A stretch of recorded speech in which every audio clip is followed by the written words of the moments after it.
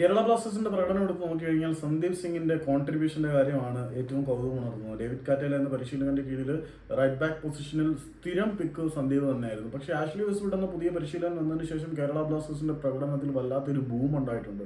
തുടർച്ചയായിട്ടുള്ള 4 മത്സരങ്ങളിൽ Blasters unbeaten streak നടത്തിക്കൊണ്ടിരിക്കുന്ന സാഹചര്യത്തിൽ ഏറ്റവും പ്രധാനമായിട്ട് നോട്ടീസ് ചെയ്യപ്പെടുന്ന ഘടകം സന്ദീപിന് ഒരൊറ്റ മിനിറ്റ് പോലും നമ്മുടെ ആഷ്ലി വെസ്റ്റ്വുഡിന്റെ കീഴിൽ കളിക്കാൻ കഴിഞ്ഞിട്ടില്ല.